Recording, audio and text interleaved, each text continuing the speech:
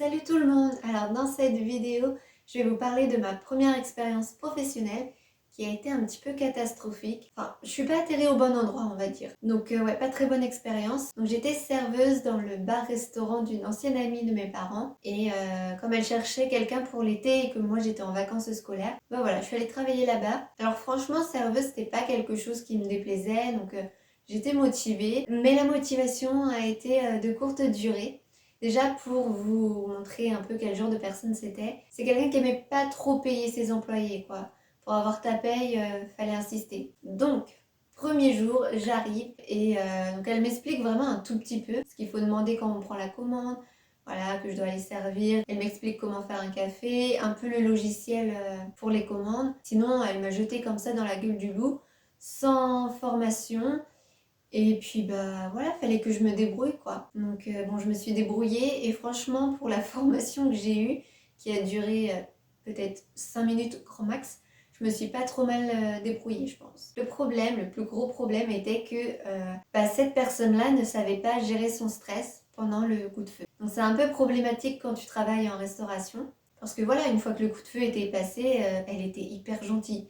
C'était vraiment pas la même personne, mais pendant le coup de feu, c'était horrible. Elle râlait tout le temps, elle m'engueulait tout le temps pour tout et pour rien. Et ça, même les clients le voyaient. C'est-à-dire que les clients me disaient mais elle râle tout le temps après vous, alors que franchement, vous faites bien votre travail, donc courage à vous. Merci. Mais ouais, non, j'ai énormément pris sur moi. En plus de ça, elle ne m'aidait pas. C'est-à-dire qu'elle me laissait servir les gens. Elle venait m'aider vraiment quand il y avait trop de monde et que bah, je pouvais plus, quoi, parce que bah, j'ai que 2 bras et 2 jambes. Là, elle venait m'aider. Mais sinon, non. Bon, après, elle râlait pas qu'après moi. Elle râlait aussi après le cuisinier, parce que bah voilà, ça allait pas assez vite. Moi, pareil, ça allait pas assez vite. Je faisais pas tout bien, mais en même temps, je commence, j'ai pas eu de formation, donc évidemment que je peux pas tout faire bien. Donc voilà, elle râlait tout le temps. Et le cuisinier, il faut savoir qu'il était tout seul pour la plonge et pour faire la cuisine. Donc un peu compliqué quand t'es en plein coup de feu. Voilà, au début du service, il arrivait à gérer, mais quand t'arrives vraiment au coup de feu, bah voilà, il pouvait pas être au four et au moulin, tout simplement. Donc elle râlait parce que des fois, on lui ramenait des plats sales du coup, et c'était pas mis à la plonge. Voilà, ça faisait pas très propre devant les clients. Après, il faut dire que franchement, le passe-plat, il faisait la taille en longueur de la chaise. Voilà, il était, bon allez, on va dire un chouïa plus grand, mais pas grand-chose franchement. Donc il était très petit, sachant que c'est là qu'on recevait les plats à servir et qu'on lui rendait la vaisselle sale. Donc niveau stockage, c'était un peu limite quoi. Donc en plus comme il était tout seul, il y a des fois les assiettes sales, les verres et tout ça qui étaient sales, ça restait quand même un bon moment à la vue de tous les clients. Donc pas très bien. Et à côté du coup il y avait un congélateur où il y avait les glaces. Et vu que à un moment donné il n'y a plus de place quoi, t'as beau entasser, à un moment donné tu peux plus. Donc on mettait ça sur le congélateur. Et vu que moi je vois la patronne faire ça, je fais la même chose. Et un jour elle me dit, en parlant du congélateur, elle me dit qui c'est qui a mis la vaisselle là-bas? Je lui dis c'est moi parce qu'il n'y avait plus de place.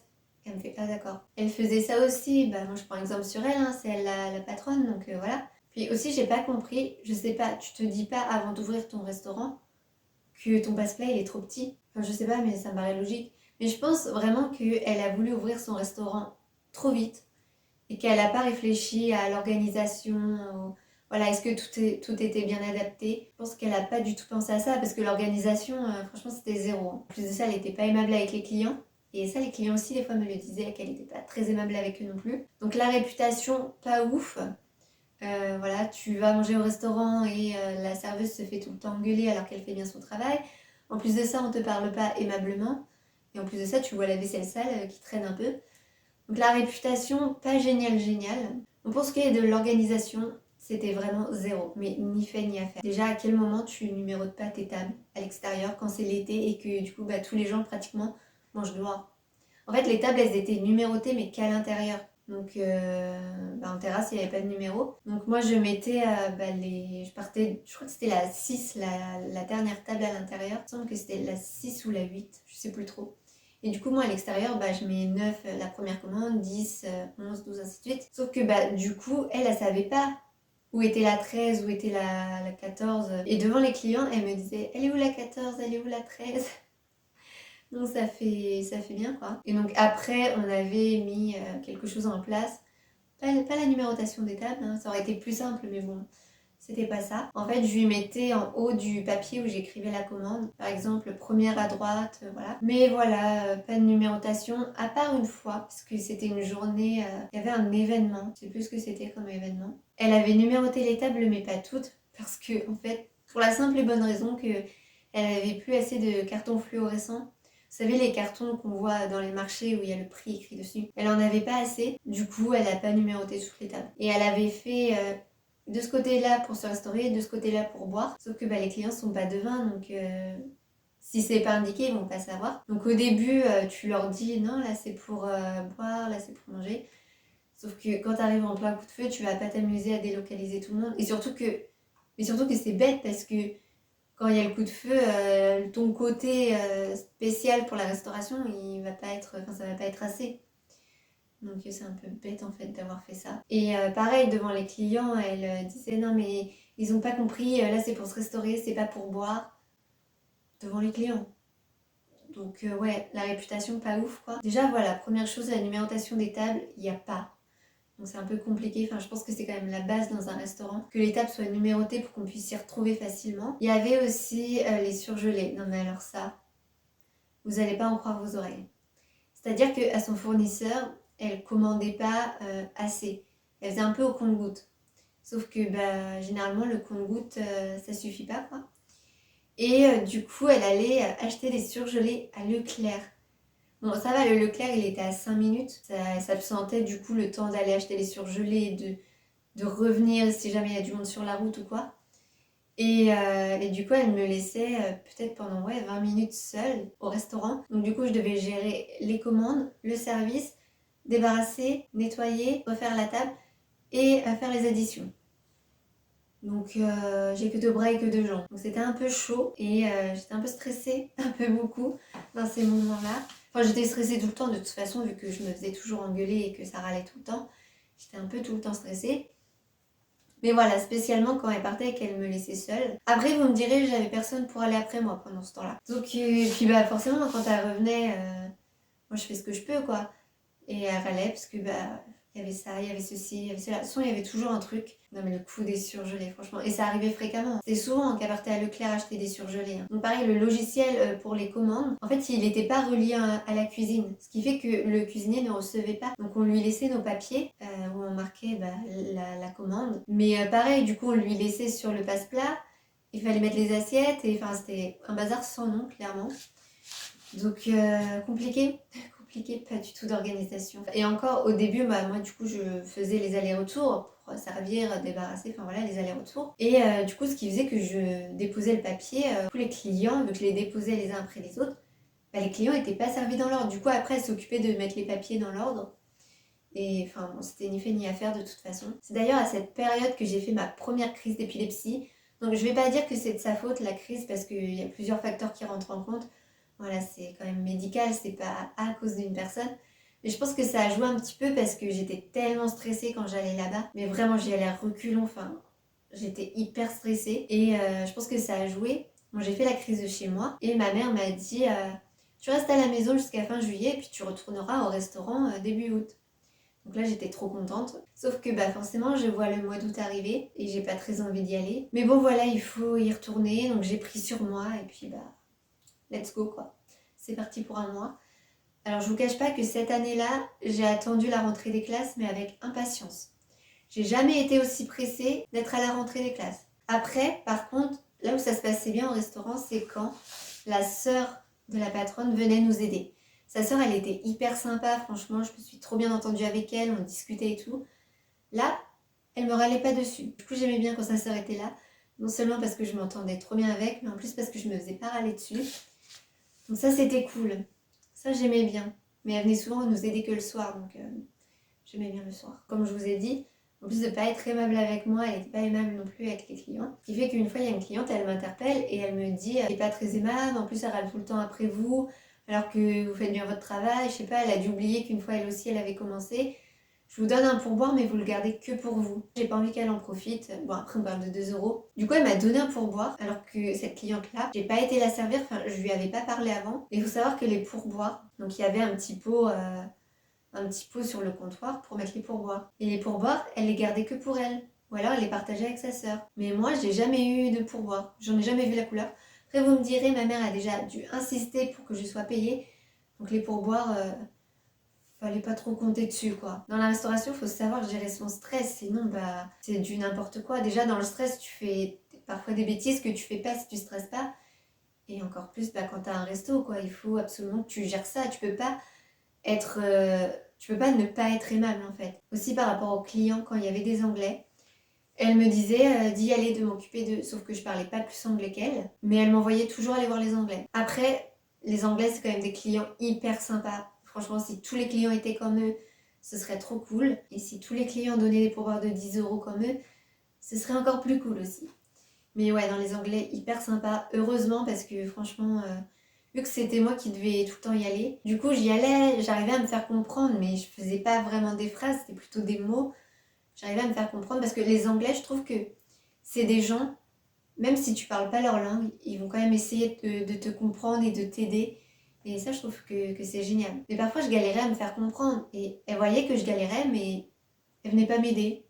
Rien à foutre, elle me laissait dans la panade. Je suis quand même ton employée, si je galère, t'es censé venir m'aider. Enfin, je sais pas, en fait, la fille a juste pas honte. Déjà, t'es une amie de mes parents et tu me traites de la sorte. Donc déjà, tu dois avoir honte. Et en plus de ça, j'ai que 17 ans. Tu dois encore plus venir m'aider quand je galère. Enfin, vous voyez ce que je veux dire? Voilà. Enfin, moi, à sa place, j'aurais eu honte. Il y avait aussi, ce qui fait pas du tout professionnel, c'est qu'elle prenait sa pause cigarette avec le cuisinier, mais devant les clients. Enfin, pas devant tel quel, mais bon, il y avait la place et sur le côté, il y a l'église. Et donc, ils s'appuyaient sur le mur de l'église et ils fumaient leurs cigarettes ici. Et du coup, les clients les voyaient. Et le pire, c'est qu'une fois, il y a une cliente qui avait pris le dessert dans son menu du jour. Et les desserts étaient dans le frigo qui était à l'entrée du restaurant. Et moi, j'étais dans le restaurant à ce moment-là. Et du coup, elle vient me voir et elle me dit, excusez-moi, il n'y a plus de dessert, mais j'ai pris un dessert dans mon menu du jour. Est-ce que c'est possible d'en refaire un bah voilà, en fait, pour qu'elle ait son dessert, ce qui est tout à fait normal. Elle a pris plat dessert, elle doit avoir son dessert, point. Donc je vais voir la patronne qui était avec le cuisinier. Et je lui ai dit, attendez, je vais demander, je reviens. Donc je vais voir la patronne et le cuisinier. Et là, elle me dit, non, c'est bon, la cuisine, elle est fermée, là, c'est la fin du service, donc non, il n'y a pas de dessert, tu lui dis que non. Bon, je me dis, franchement, je savais pas où me foutre. Je me suis dit, je vais me faire démonter par la cliente. Donc, je vais voir la cliente, je lui dis ça. Et elle voyait bien que j'étais gênée. Et heureusement, elle était hyper sympa. Du coup, elle m'a dit, non, mais vous inquiétez pas, c'est pas grave, c'est pas de votre faute, laissez tomber. Et heureusement que je suis tombée sur une cliente comme ça. Parce que des fois, il y a des clients, ils sont imbuvables. Je me serais fait démonter. Enfin, mais voilà, le non-professionnalisme. Et de toute façon, elle s'en fichait que ce soit moi qui prenne tout dans la figure. Mais clairement, c'était ça. Elle voulait pas les remontrances, on va dire. Et elle me laissait prendre les remontrances pour elle. Voilà. Est-ce que je vous ai tout raconté en termes de non-professionnalisme? On est déjà pas mal, hein, il y a déjà du niveau. Fin août, on était 2 serveuses. Parce que vu qu'elle savait que j'allais retourner en cours, et j'avais trop hâte de retourner en cours. Et du coup, elle avait engagé une serveuse, ce qui fait qu'on, pendant la dernière semaine d'août, je crois, on était 2 à servir. Et franchement, on s'entendait trop bien, elle était trop sympa. Et du coup, on était 2 à se faire râler dessus, quoi. Mais déjà, elle nous attribuait pas de table. Ce qui fait que, bah, on prenait les tables au fur et à mesure, mais du coup je crois qu'à un moment on s'est dit, bah toi tu fais le côté droit, moi je fais le côté gauche. Mais franchement, non mais organisation zéro, quoi. Franchement c'était un carnage, je crois qu'on peut dire ça comme ça, c'était un carnage. Et je pense que les clients le voient quand il n'y a pas d'organisation dans un restaurant. Après, par rapport aux clients, bon, j'ai pas trop eu affaire à des clients désagréables. En soi, en 1 mois et demi, j'ai dû avoir affaire à 2 clients pas très cool. Mais je crois que c'est tout. Donc je m'en sors plutôt pas mal de ce côté-là. Donc le premier client, un peu bipolaire, je pense que j'ai pas compris. Quand il arrive dans le restaurant, hyper cool. Je crois que c'était mon premier client en plus. Mais hyper cool, donc trop bien. Il me dit, oh, ça doit être trop bon ici et tout. Donc le mec, trop cool. Donc je prends sa commande et je reviens du coup avec les frites qu'il a commandées. Et là, changement de personnalité. Il me dit, Non, mais c'est quoi ça? C'est pas comme ça qu'on fait les frites, elles sont pas bonnes. Alors qu'il avait même pas goûté. Je sais plus ce que je lui ai répondu. Et un autre client aussi. Alors lui, clairement, je sais pas pour qui il s'est pris, mais il faut qu'il redescende, clairement. Déjà, c'était un mec qui restait toute la journée en terrasse. Il prenait son café le matin, après il lisait le journal et puis il restait toute la journée en terrasse. Et donc déjà trop bizarre. Mais bon, pourquoi pas. Et un jour, j'étais au comptoir et il vient pour payer son café. Et là, je me trompe dans le rendu. Apparemment, c'était gravissime parce qu'il m'a parlé comme de la merde. Il m'a dit, Non, mais qu'est-ce que vous me rendez là? C'est n'importe quoi? en fait, tu peux me le dire gentiment. J'aurais corrigé mon erreur tout autant, en fait. Il n'y a pas besoin de me parler comme de la merde. Mais il a eu de la chance que j'avais que 17 ans et que j'avais pas trop de répondants à ce moment-là. Parce que je peux vous dire qu'à l'heure d'aujourd'hui, ça passerait pas. Alors, on va dire, le client est roi. Non, stop. Ça suffit avec cette phrase-là. Le client se doit aussi de respecter le serveur ou la serveuse. C'est pas parce que t'es le roi que tu dois traiter les autres comme de la merde, en fait. Avec cette phrase-là, il y en a, ils se permettent trop de choses dans la restauration. Même, je pense, dans les magasins, hein, quand les gens vont payer, je pense que des gens, franchement, grâce à cette phrase-là, enfin à cause de cette phrase-là, se permettent trop de choses. Ils pensent que de toute façon, ils ont raison vu que le client est roi. Sauf que non. Bref, je reviens à ce client. Donc voilà, il me parle comme de la merde. Mais franchement, pour qui il s'est pris? Et en plus, il était là tous les jours. Donc déjà, j'ai le stress de me faire engueuler à tous les services. Et lui qui vient tous les jours. Courage. Ça va le faire. Et une autre fois aussi avec ce client-là, donc toujours le même, je devais expliquer à des Anglais d'attendre parce que je sais plus quoi, je sais plus quelle était la raison, bref. Donc je galère à me faire comprendre. La patronne qui me voit galérer, mais serait-elle venue m'aider? Bien sûr que non. Et lui, à côté, au bout de peut-être 5 minutes où je galère à me faire comprendre, je parlais en anglais, mais mon anglais est pas fameux, quoi. J'ai l'accent très très français. Donc au bout de 5 minutes, lui, donc il dit ce que je veux dire au monsieur anglais. Et là, l'anglais le comprend tout de suite. J'étais excédée. Moi, il me comprend pas, mais il comprend lui, alors que j'ai utilisé le même mot. Du coup, je remercie ce mec qui se prend pour je ne sais qui. Voilà, politesse, je le remercie. C'est pas le mec qui me snob, mais il me regarde en plus avec un air de non, mais t'es serveuse, tu sais même pas parler anglais. Mais c'est ce genre de personne, faut redescendre au bout d'un moment. En fait, il est personne, hein. On le connaît pas, hein. Inconnu au bataillon. Je me souviens pas avoir eu affaire à d'autres clients pas très sympas. Non, les gens étaient plutôt cool avec moi. Bon, après, peut-être que comme ils voyaient comment j'étais traitée, ils se sont dit la pauvre, on va pas l'assommer non plus. On va être gentil avec elle. Et du coup, arrive le moment où il faut me payer.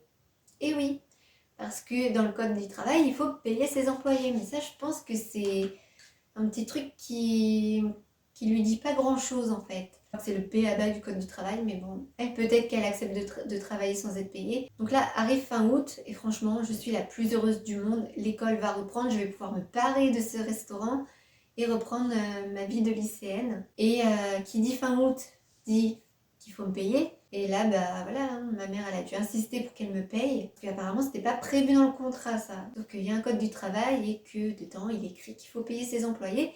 Sinon, c'est de l'esclavage. Et d'ailleurs, à propos de ça, son resto, il a fermé au bout de 9 mois, je crois. Maximum 9 mois, il a tenu. Apparemment, déjà, son cuisinier, du coup, avec qui j'ai travaillé, a claqué la porte parce que, bah, en même temps, si tu le payes pas, normal qu'il se barre. Pareil pour la serveuse avec qui j'étais. Et elle nous avait raconté avant que j'aille travailler avec elle, que son cuisinier était, donc c'était un autre cuisinier, qu'il était parti en claquant la porte sans raison. Je pense que je la connais maintenant la raison. Et elle nous avait dit aussi que la serveuse qui était là avant moi, elle n'était pas très professionnelle et que du coup elle avait dû la virer. Je pense plutôt qu'elle a claqué la porte aussi en fait. Voilà. Après, je vais laisser le bénéfice du doute parce que j'étais pas là. Mais je sais comment c'est de travailler avec elle. Donc j'ai une petite idée de la vraie version, on va dire. En tout cas, je pense. Alors du coup, suite à cette expérience professionnelle, évidemment, quand ça se passe mal et que c'est ton premier travail, même que ce soit pas ton premier travail, quand ça se passe mal, bah ça a des conséquences. Et moi, ça a eu des conséquences. Après, je voulais plus aller travailler parce que je pensais que ça allait mal se passer, quoi. Pire des cas, si je retournais travailler serveuse, c'était hors de question. Alors que bah voilà, quand t'es jeune, plus simple pour trouver du travail, on va dire que c'est quand même en restauration. Il y a d'autres choses à côté, mais la restauration, c'est quand même assez simple. Mais c'était hors de question que je retourne travailler dans un restaurant. J'avais peur, en fait. J'avais vraiment peur que ça se passe mal. Bon, après, la vie fait que tu dois retourner travailler. Et franchement, dans mes autres tafs, ça s'est toujours bien passé. Et un jour, je me suis dit, allez, Il faut que je retourne en restauration. Je ne peux pas rester avec cette peur toute ma vie, c'est pas possible. Il faut que je mette un terme à cette mauvaise expérience, quoi. Au-delà d'être partie physiquement, dans ma tête, il faut que j'y mette un terme. Donc je suis retournée travailler en restauration au Buffalo Grill. Et là, ça s'est vraiment bien passé. Bon, après, je sais que serveuse, c'est pas fait pour moi. J'aime vraiment pas ce métier. Être face à des gens que je connais pas tout le temps, tous les jours, c'est pas pour moi. Mais au moins, psychologiquement, ça m'a aidé de retourner travailler dans cet environnement. Bon, maintenant, de cette mauvaise expérience, franchement, j'en rigole. Mais sur le moment, je rigolais beaucoup moins. Franchement, je rigolais beaucoup moins. Voilà pour cette vidéo. Malheureusement, je pense que je suis pas la seule à avoir vécu une mauvaise expérience dans le travail. Mais courage en tout cas si malheureusement ça se passe mal dans votre travail. Après, ne restez pas si ça se passe mal. Vous pouvez trouver un autre travail ailleurs. Ne vous laissez pas faire. Voilà, même si c'est votre patron ou quelqu'un qui est au-dessus de vous au niveau de la hiérarchie, ou même une simple collègue, ne vous laissez pas faire. Donc voilà, je termine sur ce petit conseil.